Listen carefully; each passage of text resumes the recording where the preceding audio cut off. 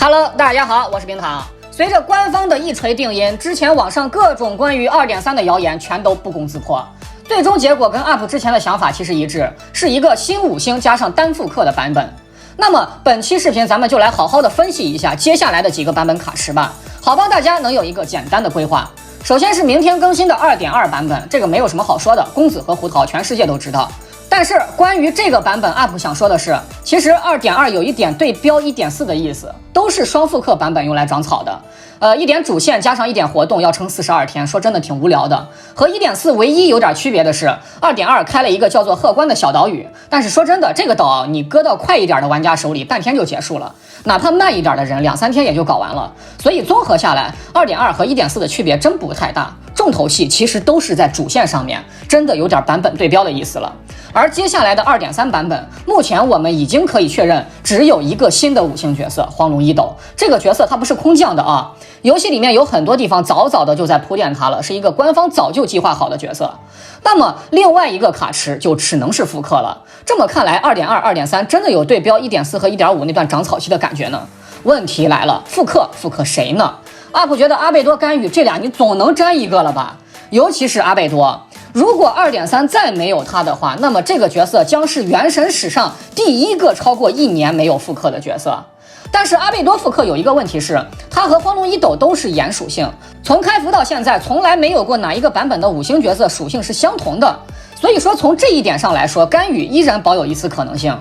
反正 UP 觉得无非就是他俩了，大家也可以现在就猜一下，看看到底是他们两个谁。那么接下来呢，我们就来到了 2.4 版本。随着 2.2 和 2.3 的连续长草之后呢， 2.4 应该会开放一些新区域给我们探索，这个可以参考 1.4 和 1.5 之后的 1.6 海岛版本。那它能开什么区域呢？这里注意一下啊， 2.4 是一个包含着春节的版本，春节耶，那还能是什么呢？如果要在这个版本开放新区域的话，肯定是层岩最合适了。如果真的是这样的话，那么璃月人的狂欢就要开始了。什么神鹤呀、白竹呀，以及4星的云锦、瑶瑶，他们都有可能在这个版本中出现。尤其是神鹤跟云锦，他们的语音已经入包了，已经被提上日程了。而且别忘了，春节版本是很特殊的。虽然原神官方口口声声说我们是架空世界，我们不过现实节日，然而事实是原神的确不过春节，但是包含春节的这个版本难免会有点特殊。就比如说去年的 1.3， 开服至今唯一的一次3卡池就在这个版本，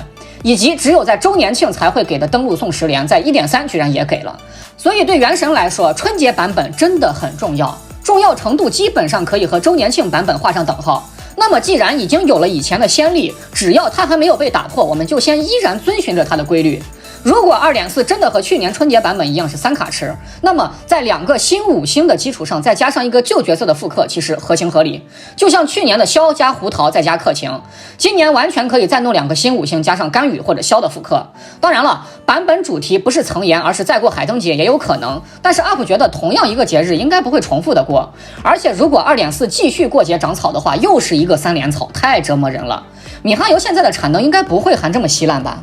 那么目前呢，关于版本最多也就只能分析到这里了，希望能对大家的抽卡规划有一点帮助。再往后就纯粹是无凭无据的瞎猜了，就没什么意义了。等后续 UP 我再收集一下资料，再完善一下吧。反正后面不管是空降角色也好，复刻角色也罢，我们目前都没有更多的线索来进行推测了。不过有一个角色是可以确定下来的，那就是8重神子。这个角色他后面一定会出，就看啥时候出了。反正 UP 今天就把话撂这儿了，原神如果不出8重神子，我就绕城墙跑一圈，我不光正跑一圈，我还要再反跑一圈，我再加一圈。反正 UP 我就把原石攒好，雷打不动，我看你8重神子什么时候出，你什么时候出我什么时候抽，我还就不信我能跑城墙不成。好了，那么本期内容就先到这里了，希望能看在勇跑城墙辛苦码字整理资料干视频的份上给一个关注3连，感激不尽。